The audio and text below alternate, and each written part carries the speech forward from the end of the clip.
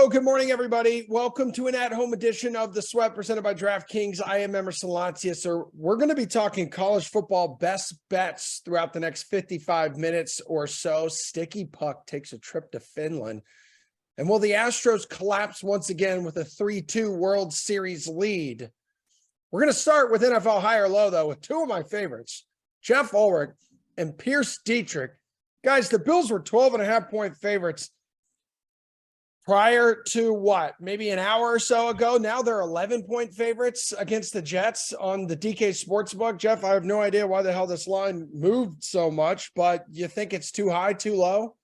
I don't know. Maybe all of like Zach Wilson's mom's friends are getting some money in here or something. If he's told them something, I don't know.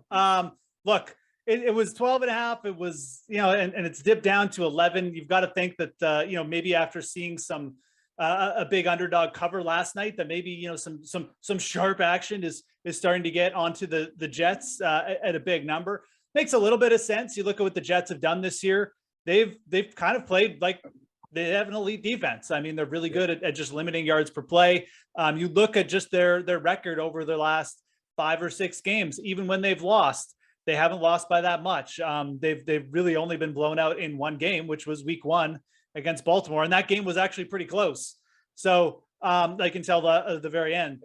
That's just what the Jets have been. They've been a scrappy team, really hard to get big covers against. At the same time, they haven't played Buffalo. So, for me, I think that this game should still be double digits. I really think that, maybe at 12.5, it was too big, but now that we're back down to 11, I would just side with Buffalo. I know we just saw a similar situation, in the last night where a big team and a big favorite on the road just didn't get it done, but I still put Buffalo ahead of Philly. And what we've seen from Buffalo is they take care of these situations. They barely missed covering against Green Bay.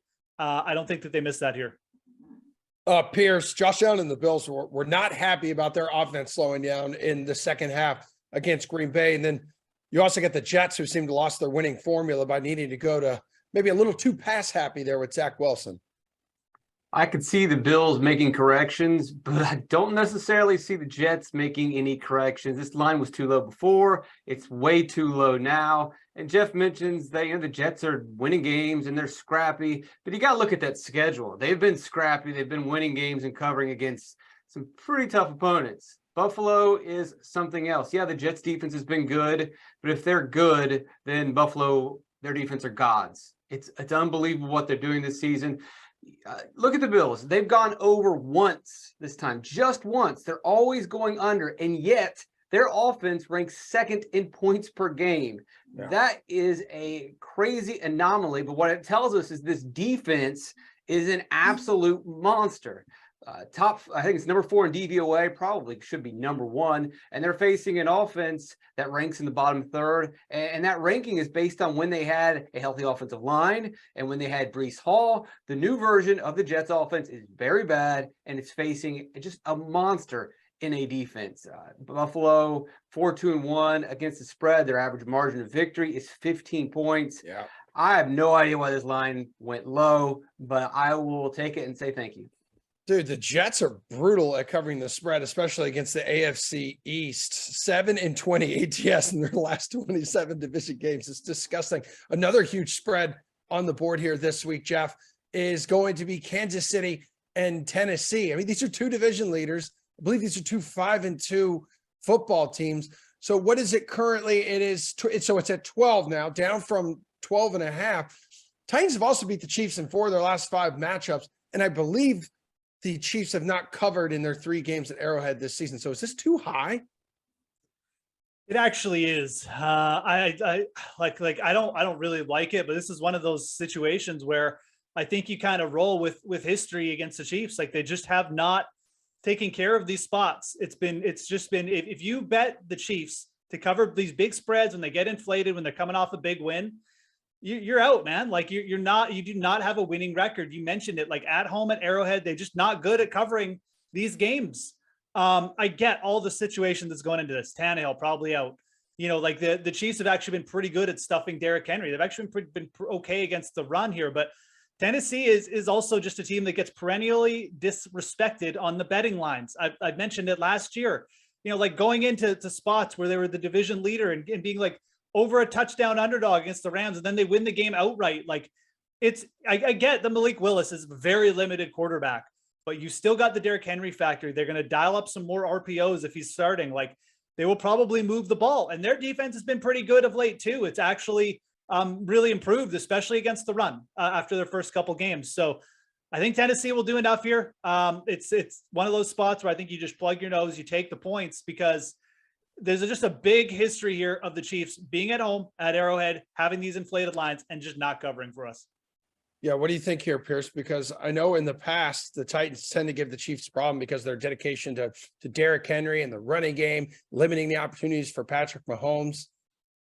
This is gross. You can plug your nose and take the points, but then you're going to choke on the vomit. This is a terrible pick. This number is too low. What are we talking about? It's the Chiefs. It's Andy Reid off of a bye. I can't believe I'm the first one to bring this up. 20-3 off the bye. It's Jeff's favorite number. We know that Andy Reid is going to have all kinds of game plan, new maneuvers, plays for a Sunday night home game dialed up. The Chiefs are going to look fantastic. But just the last time we watched the Chiefs, they beat Jeff's San Francisco 49ers, who had a pretty good defense, and he passed for 400 yards on them. The Chiefs are not going to have any problem with the Titans. Yes, the Titans have won 5. Well, I will mention that the Titans, Andy Reid is 2-9 against the Titans, but this is a bad Titans team. The Titans have won 5 in a row, but look at the teams that the Titans have beaten. Indianapolis twice, Houston, Las Vegas, another team that escapes me, not good. And in those 5 games, 3 times they were underdogs. And one time, the highest they've ever been favored was by 2.5. So 3 times against bad teams, they were an underdog. 2 times they were favored by less than 2.5. The sportsbook is screaming at you, telling you Tennessee's not a good team. Tennessee's not a good team. They don't have a quarterback at the moment, and they're facing the Chiefs. What are we doing? The Chiefs are going to blow them out. Okay. Andy Reid is 14. Andy Reid and Patrick Mahomes are 14, 15, and 2 as home favorites covering since 2019. So yeah, something's got to give here. That's an under 500 record, by the way. Yeah. And speaking of not good teams here, the Packers and the Lions, like the Packers haven't scored more than 22 points during this 4-game losing streak. The total's now up to 50. It's the highest total on the board for this week, Pierce. Is this too high or too low between these two teams? I'm going to say too low. And this could go in many directions. We've got a 4-game losing streak colliding with a 5-game losing streak. Yeah. Either these teams are not going to score any points at all, or they're not going to stop scoring points. And it's just not that easy because the teams do different things better and they do different things worse. Detroit can score a lot of points. They're top 10 in offense, but Green Bay has a solid defense. I know Green Bay gives up a lot of rushing yards and rank poorly in DVOA, but that's a scheme system. And they do the bend but don't break. They try to prevent the big plays. They'll give up underneath runs, and they tighten up in the red zone, and that makes it look like their defense is pretty bad. The problem is the Green Bay offense is not doing them any favors, and they're putting them in too many bend but don't break situations. So it'll come down to Green Bay's offense, which has shown some glimmers of hope recently. We don't know if that breakout's going to happen this week or if ever, but if it's going to happen, it would be this week against a Detroit pass defense and rush defense and just everything defense. That is awful. So I would say over based on Green Bay getting the ball moving and then Detroit, playing catch up and getting their points like they just typically do. All right, Jeff, what do you expect here? You expect this many points? Yeah, I mean, Pierce is right. Like this is, two teams on big losing streaks. There's definitely, a lot of variables in play. At the same time, last time we saw these 2 teams play, they combined for 67 points. Even if you go back to like early last year, they hit 52. So in 2021 week 2. So I think that Green Bay's, my big take from this game is that I think Green Bay absolutely, they're going to hit like 35 points here. Aaron Jones, they got going. Green Bay doesn't have the AJ Dillon. They don't have any more time for that. Aaron Jones is going to get 20 plus touches. He put up 7 yards per carry against the Bills. They're going to get Aaron Jones going in this game. He's going to destroy them. He had 5 touchdowns against Detroit last year, something crazy like that. And once that gets going, Detroit's going to have to play at a faster pace. Amon-Ra St. Brown is back. He's going to be eating up the Packers underneath because they do give up soft yards there. He put up like 100 yards and 8 catches against them in week 18 last year. I think that this probably gets there. It's not my favorite. So I'd rather just take the Packers to cover here because I think the Packers are just going to, I just think the Detroit defense is so bad that the Packers will eventually get there to where they're up 7 or 10 points and the game will end. But yeah, I think this one, if I had to lean, I'm going to lean over as well. All right, let's go back to the real MVP candidate here this year in the NFL, and that's Josh Allen. So his passing yards and rushing yards total 326.5. Too high or too low, Pierce? It seems like it's too low, but it also seems very fishy, and that this is a number that the public is going to hammer. So it's got to be too high if that's the case. And the reason for that will be, this is a yardage bet, not a points bet. Buffalo's going to put points on the board, but I don't know if they're going to have to move the ball that far. You've got a Jets team that's going to turn the ball over and go 3 and out. The Bills will be dealing with short yardage fields, and I just don't think he's going to be able to pile up those yards. And then also, you look at what they did against Green Bay. They didn't get the offense going, but Josh Allen didn't have to pass a lot to win. Josh Allen didn't have to run the ball. I think 6 rush attempts, 25, 26 pass attempts. They don't really need to do that much. And they've got 2 running backs in Devin Singletary and James Cook, who looked absolutely dynamic and explosive against Green Bay. I know Green Bay's rush defense isn't that great, but I would look for the Bills to try to get them going again. So I will say that this number is too high. Take the under. What do you want, Jeff? Got to take the under as well. Even just looking at what quarterbacks have done against the Jets. I mean, Joe Burrow and the Bengals, that was like their last. I mean, they beat the Jets pretty handily. Burrow still only went for 275. And it's kind of because that when you beat the Jets, it's because they don't move the ball. Like Pierce said, like they're just not going to move the ball against Buffalo, and Buffalo's just going to run it down their throats.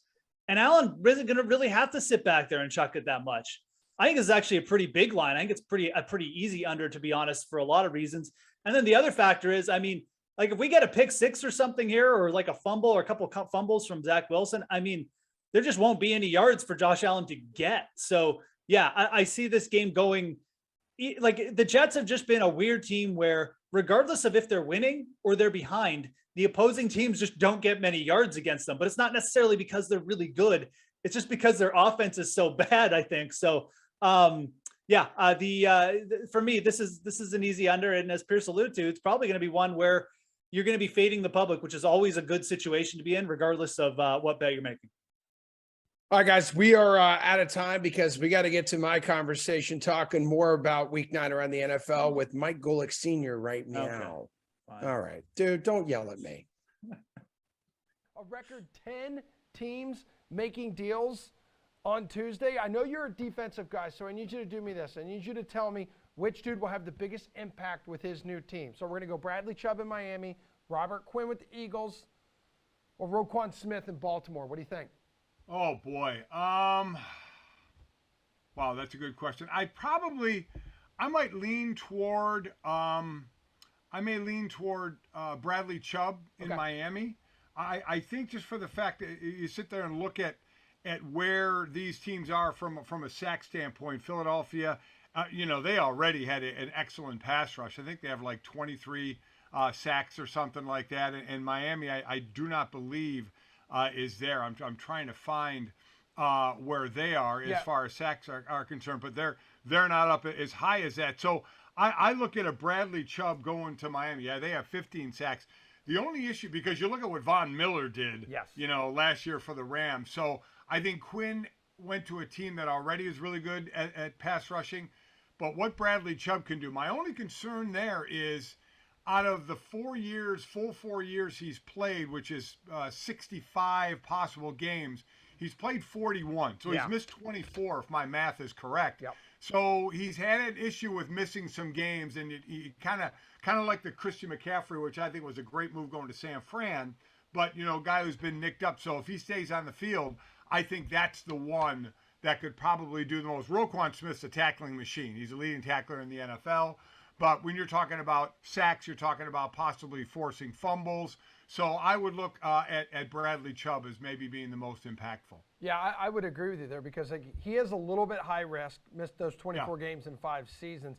And since 2019, he's registered only 14 sacks. You've mentioned Christian McCaffrey. So when we go overall, looking at the offensive side of the ball here, Mike, which team made the best move to position themselves for the postseason? Hell, Christian McCaffrey may be the best quarterback on that team, dude. I mean, listen, he's ridiculous. The fact that he signed on a Wednesday or Thursday and played on a Sunday. Now, I did that when I got cut from Houston. I signed with Philly on a Thursday and played on that Sunday. But let me just say, playing defensive tackle, much easier than playing running back and slot receiver and wide receiver and quarterback. You know, I just go out there and try and get the guy with the ball. He's got a lot of things to know. Offense is always more intricate, and he goes for the three-for, you know, the touchdown throw and run and catch. I mean, it's ridiculous what he is doing. But I would, there's part of me that leans toward TJ Hawkinson. Okay.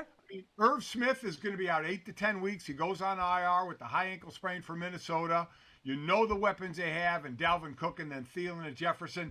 But, man, to have that tight end, to be able to run the middle of the field or to be that dependable guy, for a team in Minnesota who at times every year looks good, but then they revert back to mediocrity, and they're trying to hold that off. They can basically clinch the division in the next couple of weeks. I'm probably being facetious there, but they have such a huge lead that I think that was a great pickup for them, an absolute need that they went out and got. Yeah, sneaky and cheap good get too, Mike, Yeah. because you look at what they had to give up to get him. And also, having him in that offense with Dalvin Cook, Justin Jefferson, Adam Thielen, KJ Osborne, okay, like it's going to be tough to screw this one up moving forward with all those weapons.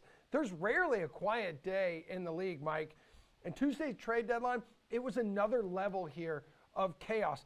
It was very NBA-esque. Did you like that this year?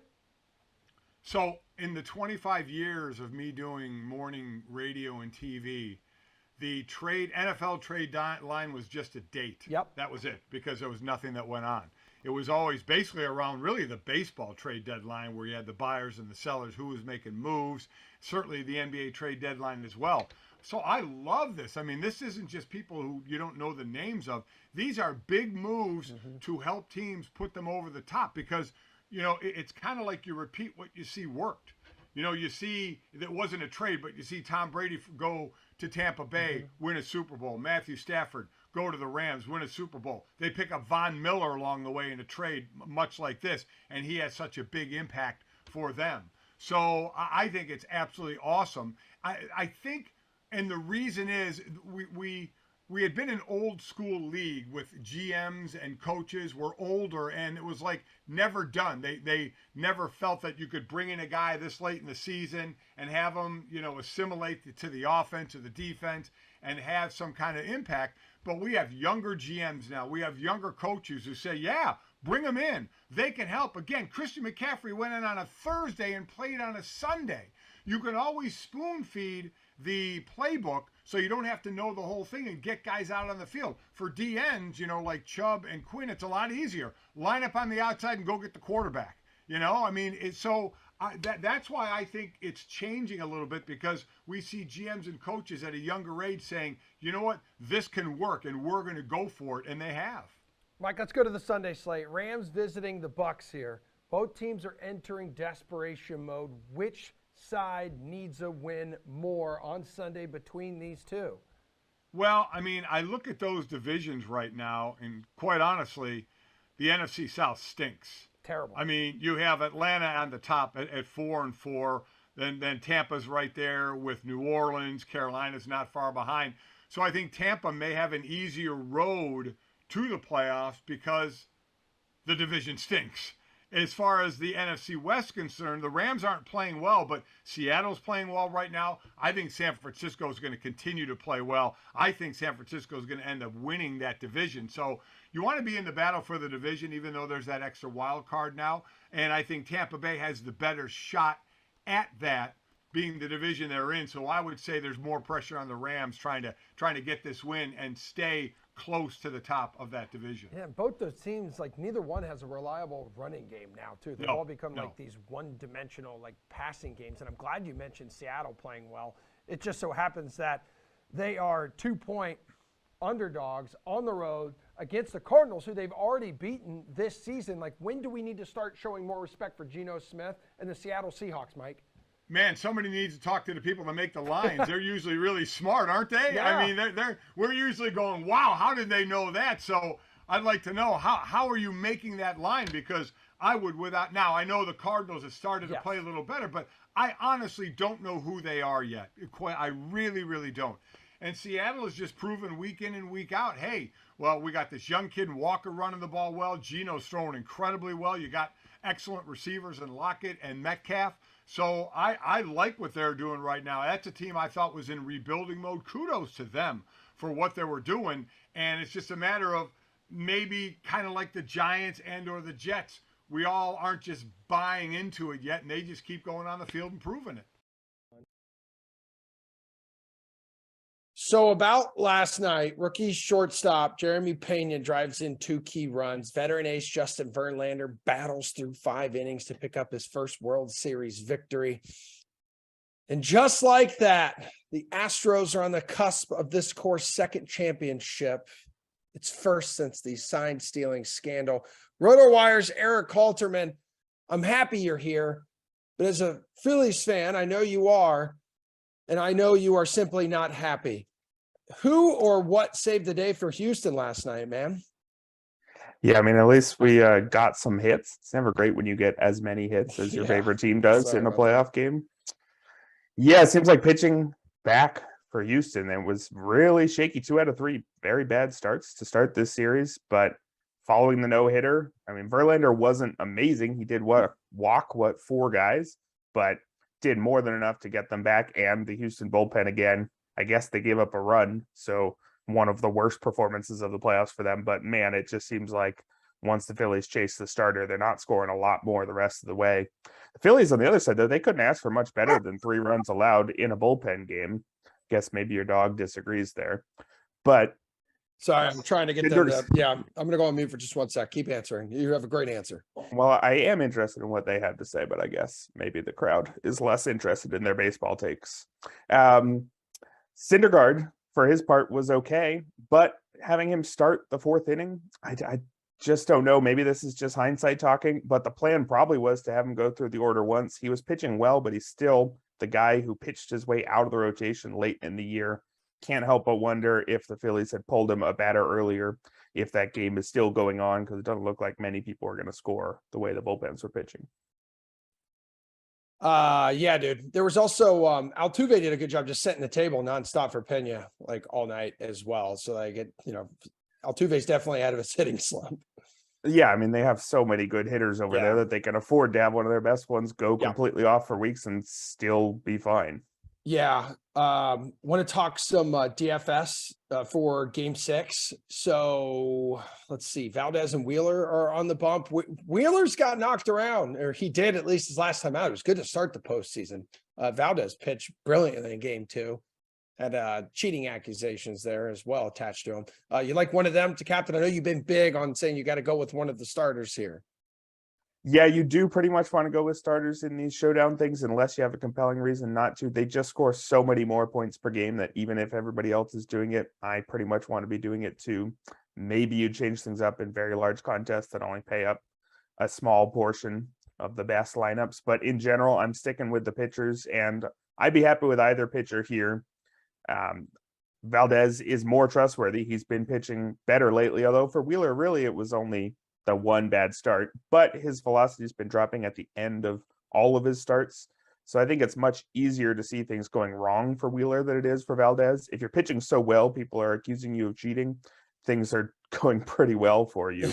So I would just pick whichever pitcher I'm building my lineup around, and I would lean towards Valdez and the Astros here. Okay. Would you like in terms of props, does that mean you would just stay away from anything like Wheeler has to offer? Because like the question for me is, and there are no props up, I believe, like, at this time, like, is Wheeler suffering from like throwing more innings than any pitcher in baseball the last 2 seasons? Is it like the unpredictable rhythm of the postseason with like non-standard days of rest? Is that troubling his preparation, or was it just good hitting like by the opposing team like his last time out? You definitely have to factor in the fact that you're facing an excellent lineup in Houston. Yeah. And it's the workload over a few years, but it's also that little injury he had late in the year. He was shut down for a few weeks. And ever since he came back, the Phillies have treated him with caution, and it's worked. mean, they've been pulling him in the 90s amount of pitches pretty often, or even less. He's not really threatening 8 innings, a shutout in many of his outings here, but he's been effective on a per inning basis. And the Phillies, if they think they can get 3 innings from the bullpen, maybe 4, I think they'll do that again. And the fact that they will pull him early, even if he's going well, if his velocity drops at all in, say, the 5th inning, makes me pretty nervous of his props, even if there's a path to him pitching a good 5 innings. I think the Valdez pitcher win prop, I'll be very interested in, because if you like the favorites here, I'm not sure you like them at minus 150 on the money line. That's still, even if the Astros are a better team, that's a pretty steep price, given that anything can happen in one playoff game between 2 very good teams. The pitcher win props, though, have been pretty decent for the favorites. And the Astros get a ton of wins from their starters, in part because their bullpen's so good. They're not blowing leads. If they're winning when Valdez leaves the game, they're probably going to win. Houston starters won 84 games this season. No other team won more than 73. So I'd look for that unless it's an unreasonable price, but I expect it's going to be at a spot that I like. What was the injury to Gurriel last night? Was it like a potential concussion? Is that what they were saying? I don't know. Do we have exactly the latest? But he got kneed in the head during a rundown. It was clearly accidental. If he's out, I guess it's Mancini. Yeah, which Mancini had that great defensive play at first base off Schwarber's like rocket down the line there in the 8th. That's where I think some of the Astros defense really stepped up. But the reason I brought up Gurriel is because when it comes to a potential player prop here, like I know that he's reached base in 10 consecutive postseason games. So if he is in Dusty's lineup, maybe you take a prop bet on him getting his typical 1+ like hit. Right. If he's in there, I think we have to take that as a sign that he is fine. I think we have to trust the Astros judgment here, given that they have a capable backup, if one, who's slumping in Mancini. So if he's in there, I find that somewhat interesting. I think, though, for most of the hitter props, I'm not that interested. I think this is going to be a low scoring game. I think we have 2 very good pitchers, and I think if either of them is off, they're going to go to the bullpens quite early, and we're going to see the best bullpen pitchers. You could see guys who normally come in the 7th inning coming in the 4th if needed, because there's only 2 games left. I think these teams aren't going to let the scores get away from them. But for the hitting props, if I were to take some, they would probably be on the Astros side, since, like I mentioned earlier, a lot easier to see things going wrong with Wheeler than Valdez. Valdez has just been so solid, whereas Wheeler had that shaky last start, gets shaky near the end of his outings. I think any of the Astros, if you are expecting a game that's high enough scoring to take some hitters props, I'd be looking at the Astros side, whether that's lefties against Wheeler or righties like Alex Bregman to take advantage of the Crawford boxes in left field. Okay. Yeah. And turns out he actually did tweet after the game. I didn't see it because it was at 1:09 a.m. and I was hours into a deep slumber with my dogs, who love you, Eric. He says, a little pain, but the win made my knee feel better fast. I will get some treatment to get ready for Saturday. Thank you for the well wishes. Let's go H-Town. Okay, so that's positive.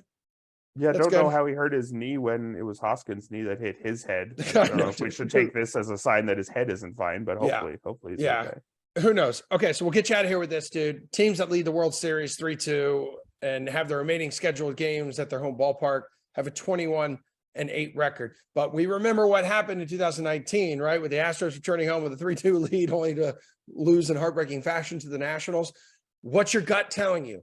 Can your boys in Philly force a Game 7?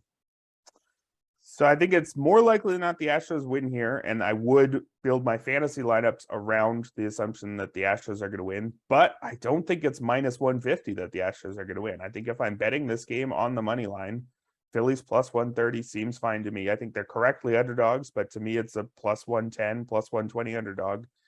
In a game like this, an elimination game, you're not going to see that soft underbelly of the Phillies bullpen, which is their biggest weakness. You're only going to see the best Phillies go at it, and only the best Phillies against the best Astros. It's closer than plus 130. I think it's correct. The Astros are favored, but I would be much more interested in the Phillies bet here.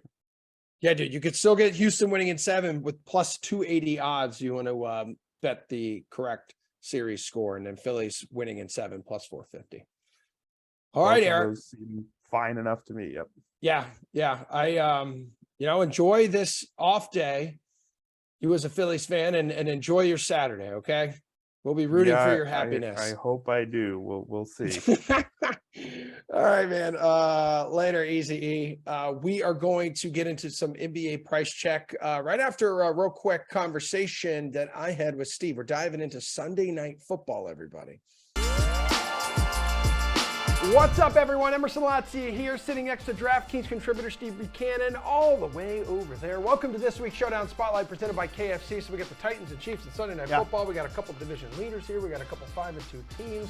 Who are you going to roster? Who are you going to make your KFC bucket pick? Yeah, I'm going to go with Travis Kelce in this spot. He has been a monster on offense as of late. You look what he's done, 14 receptions, 206 receiving yards. This is a spot the Titans don't really do well against opposing tight ends, allowing an average of 11 DraftKings fantasy points per game. And then, of course, Kelce is always one of the targets that we look at in the red zone. 16 red zone targets on the year. It's pretty easy to go with Kelce here as your bucket pick. So is it pretty easy then to go with Patrick Mahomes to stack with him? Yeah, of course. I think Mahomes is definitely where you want to go here. This Titans secondary has really struggled all season long. They're going to struggle to contain Patrick Mahomes, who has at least 24 DraftKings fantasy points in 4 straight games now, over 300 passing yards in 2 straight. He should easily be able to go over that 300 passing yard number against the Titans this week, who are struggling there through the air. So give me Mahomes to pair with Travis Kelce. Mahomes is just 1-2 in his career against the Titans, but all we care about are fantasy points. Thank you, Steve, and appreciate all of you for watching this week's Showdown Spotlight presented by KFC. Finally, spicy buffalo and cool creamy ranch have come together. Introducing KFC's new buffalo ranch sauce, the perfect blend that turns every bite into the perfect bite. Only at KFC. Now that's finger licking good.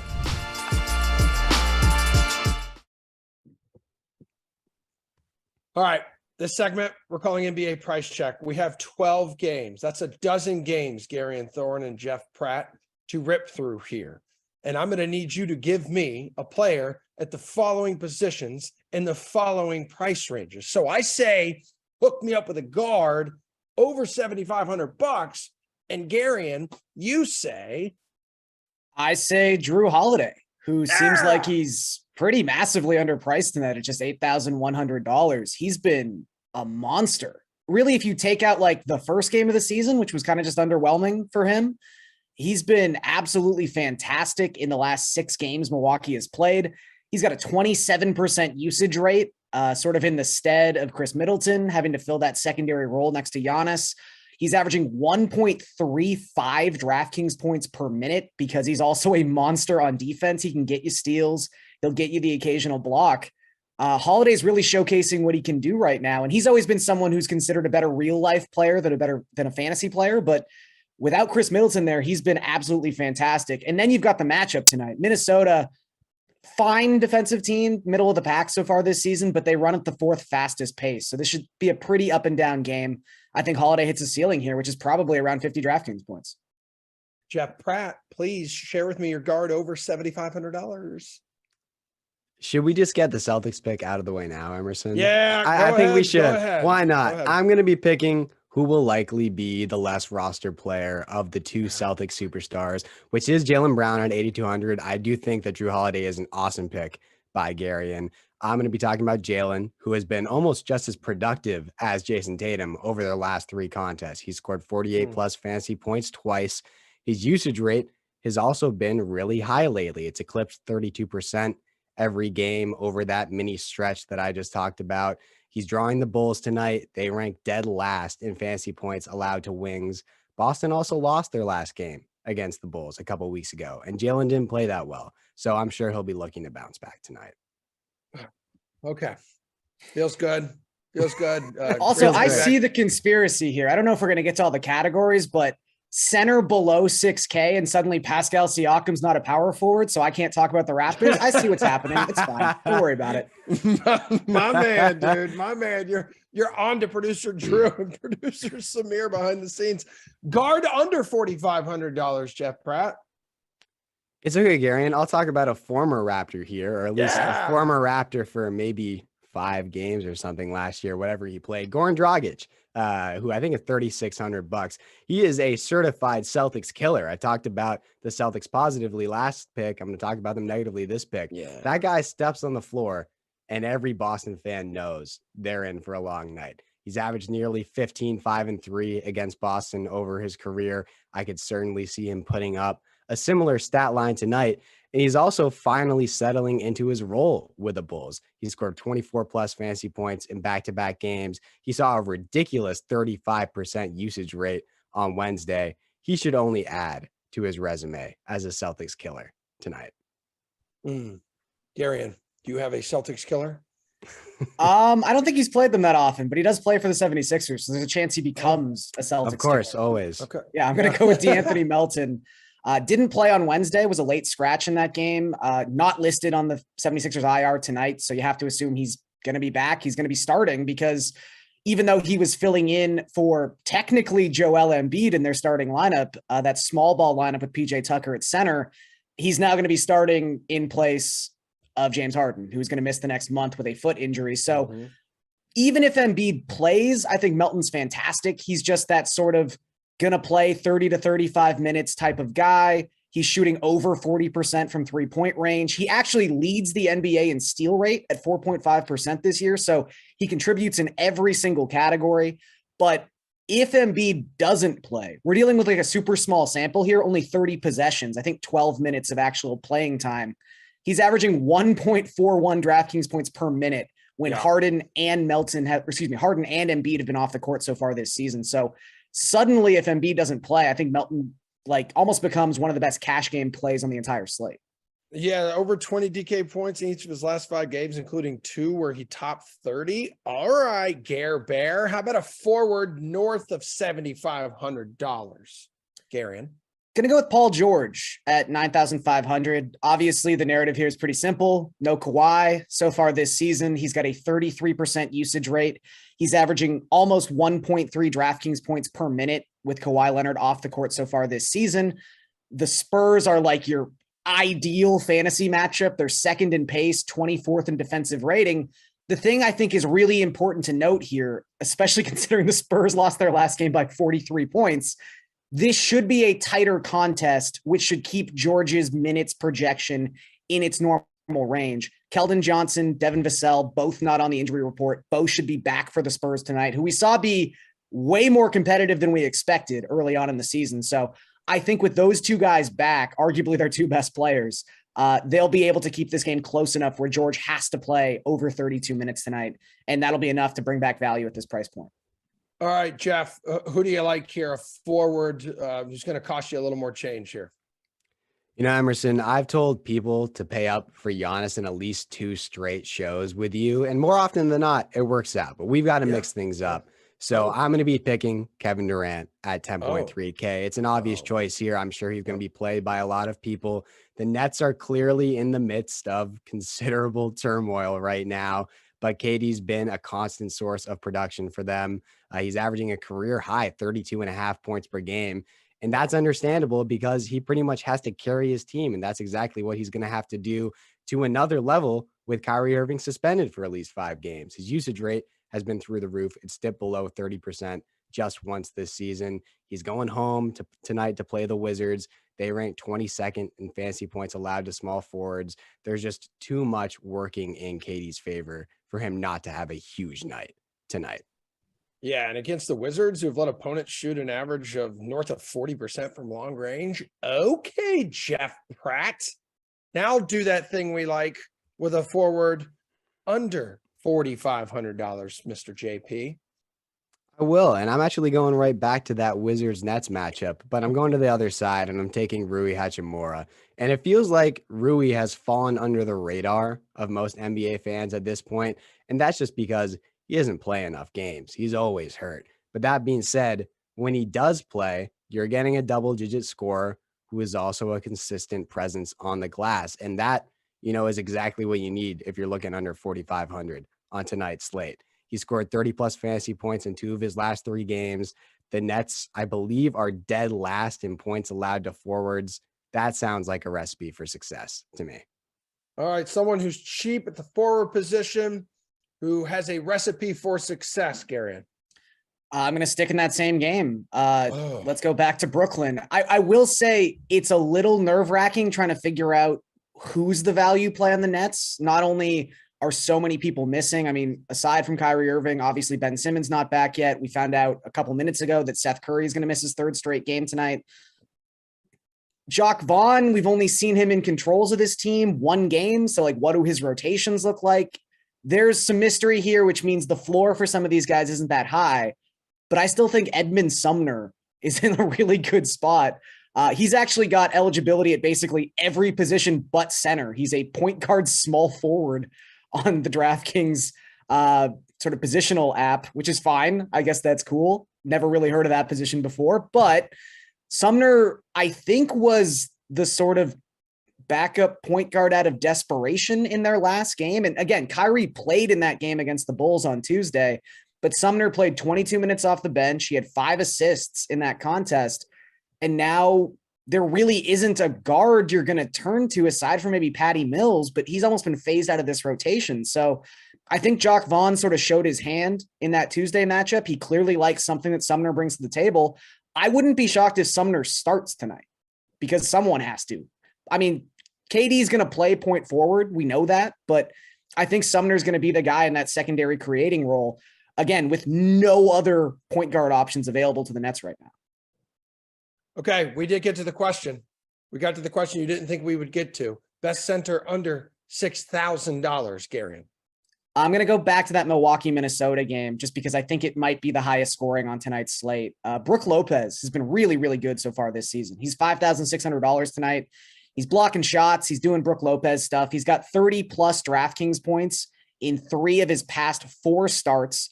He's averaging over a DraftKings point per minute, which is, pretty run-of-the-mill production for a center, to be honest. But if he's going to play around 30 minutes a night, that's all you need for someone like Brook Lopez. I don't think his ceiling is like 50. He's definitely a higher floor player than he is a higher ceiling player. But again, against a Timberwolves team that is as up-tempo as they are, I just think all the Bucks are in really nice spots tonight. And Lopez is a pretty nice price point considering the production you've been getting from him lately. Jeff Pratt, bring us home, please. I like Brook Lopez too, but I'll pay a little bit more down. I'm going to go with Steven Adams, who has quietly looked like the Steven Adams of old this year. And you're still getting a solid price on him at 5,100. He scored 31 plus fantasy points in 3 of his last 5, including a season high 40 on Wednesday. Tonight, he's matching up with the Hornets. They're a good matchup for him. In reality, Charlotte's a good matchup for anyone, but specifically against centers, they rank 27th in fantasy points allowed. Mason Plumlee, if we're talking about matchups, is the perfect individual matchup for Steven Adams because he's big enough to warrant giving Adams extended playing time as the only real bruiser on that Grizzlies roster, but he's also below average defensively. So Adams should have no problem picking up points against him. He should possibly play 28 plus minutes tonight. That's enough to rack up good return on value in this Grizzlies offense. I thoroughly have enjoyed talking to both of you, but our time together has come to an end. We will hit up tonight's NHL slate, which is really this afternoon's NHL slate. There's just 2 games. But first on Sunday night in the Southwest Desert. So we got Bell, Chastain, Elliott, or Logano. One of those dudes is going to hoist the NASCAR Cup Series championship trophy. Here is Pierce Dietrich with your final price check of the season.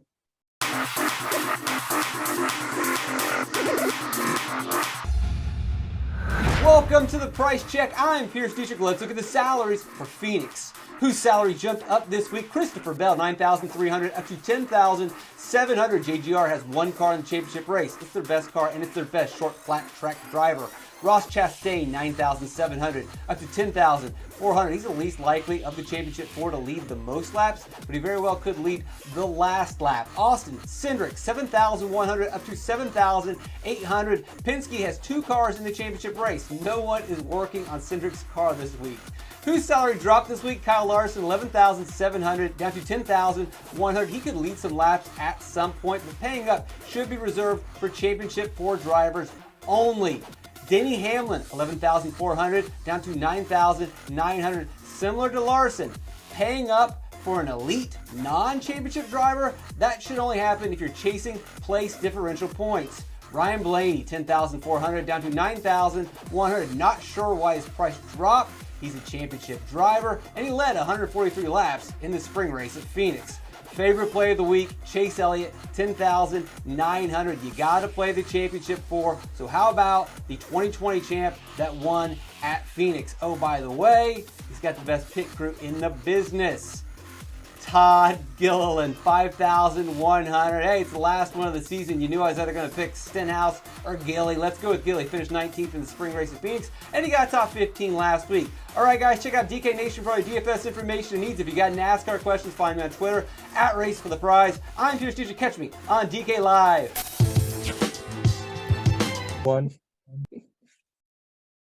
Friday is an unusual one for the NHL. There are only 2 games. One of them is starting at 2:00 Eastern time.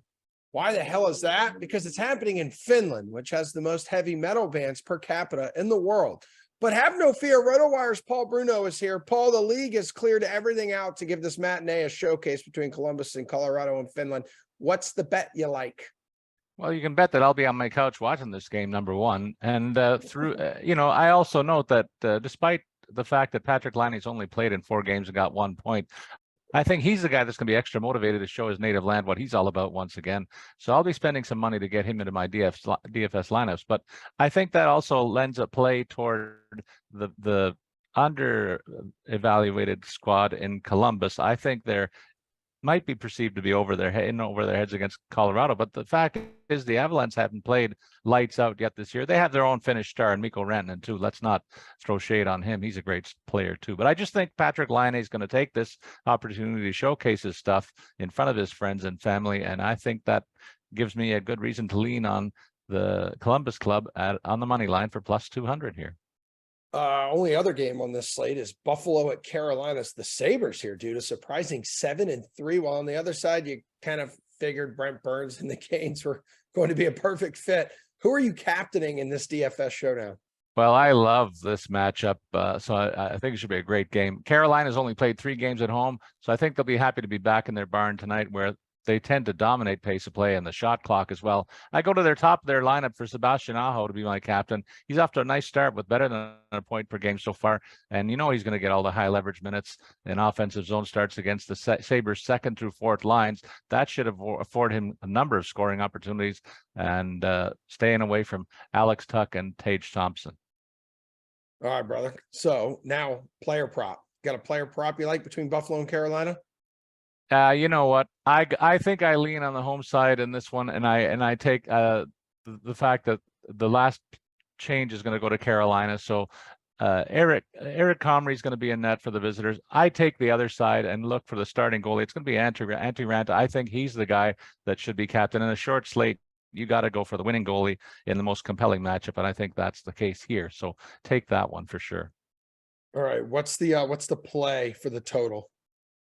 There could be some offense in this game. I see both teams running up scores game in, game out. The Sabres are averaging over 4 goals a game. The Hurricanes, I said, they tend to pour it on home ice. So I think you got to go over the goal line here, and 6.5 is where it's set. I think that should fall somewhere late in the second period, early in the third.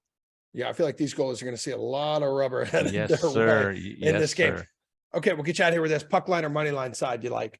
I take Carolina on the puck line to win by 2 or more to pay out at plus 130. Emerson, I just think that the Hurricanes' top 6 forwards have too much speed going for them in this game. I expect these teams to trade chances all day long, and that should favor Carolina's depth overall. Yeah, even the Sabres have been skating like with their hair on fire lately and scoring goals at will. I mean, yeah. I just think that there's too much high-end skill on the other side. That's all. Yeah, no. I totally agree with you there. Paul, your job here is done. Quick and dirty, my dude. Best college football bets with Colin Sherwin are coming up after this quick break.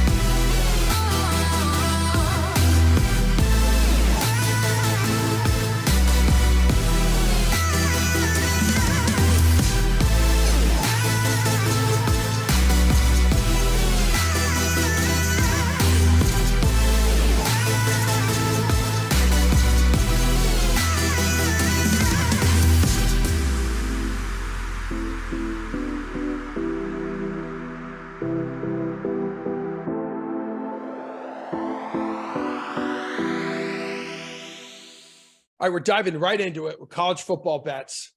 Best bets. We're getting after it with DK Nation's Colin Sherwin. Tennessee continuing its astronomical rise here at 3:30 Eastern time on Saturday. It's going to travel to Athens to face the mighty Georgia Bulldogs.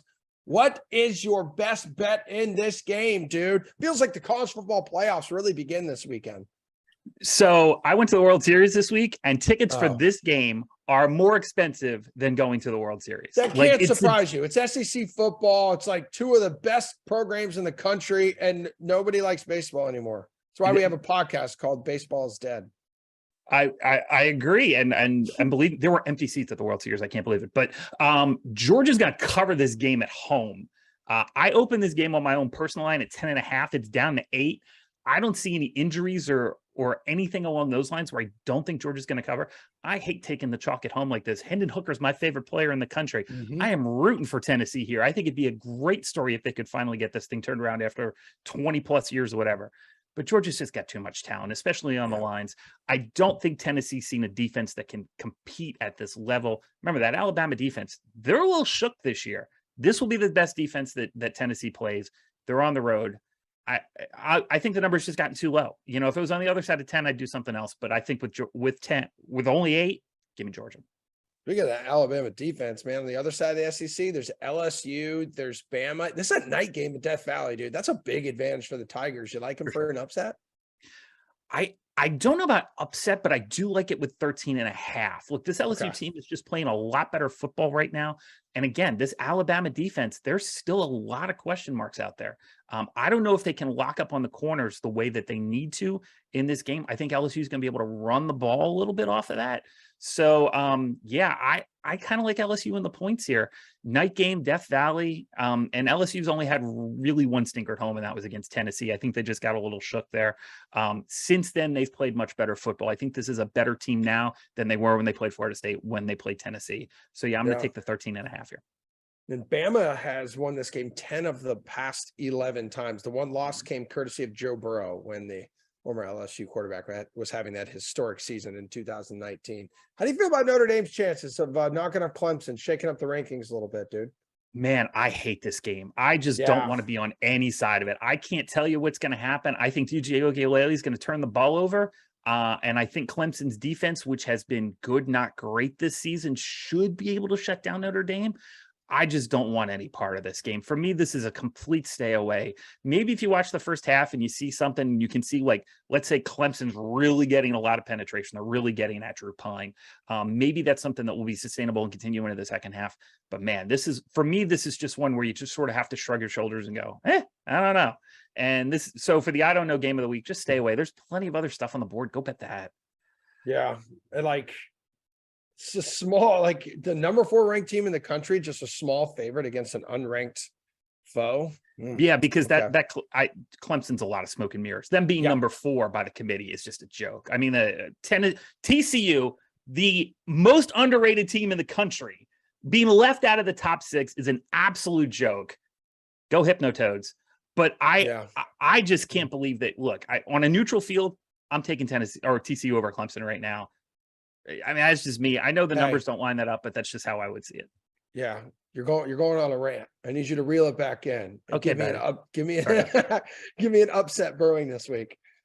I like Army outright. I got it 41.5. It's 7 right now.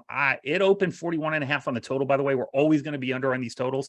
The last 50 games between Army, Navy, and Air Force, between all 3, the under is 40 wins, 9 losses, and 1 tie. So just make sure you grab that under. Can't make it low enough. But on the outright, I kind of like Army here. Air Force has had some injury problems later in the season. They're struggling a little bit to move the ball. This is just a matchup that really favors Army in the way they're playing football right now. So yeah, I really like that one. Also, Maryland on the road, 4.5. They got Talia back. They're playing Wisconsin. This will get Maryland to 7. Which means obviously bowl eligibility. And I think that program is just continuing to progress under Mike Locksley. Who knows what's going on with Wisconsin right now? They're not even sure who their coach is going to be next year.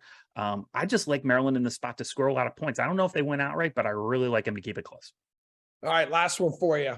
Best bet of the weekend around college football. Let's go, Handsome. I think the best bet is the under on that Army Navy game, and I Okay. might be Army, but here's what's going to happen. USC is going to run out to a huge lead on Cal, and you're going to be like, oh no, I'm never covering this 21.5. And then USC, who has let the back door open more than any, they are the friendliest team in America if you're just walking through like the alley, because that back door is always open with USC. So I think Cal goes down early, but comes back against that second string USC defense. And I think Cal covers the 21.5 on the road. Oh, hot diggity damn. All right, my guy. That's it. Always a pleasure talking to you on Friday, everybody. We got a Friday edition of the slate coming up at 5:00 tonight. Okay. All right. Riveting stuff. All right. I'm out of here. See you guys on Sunday.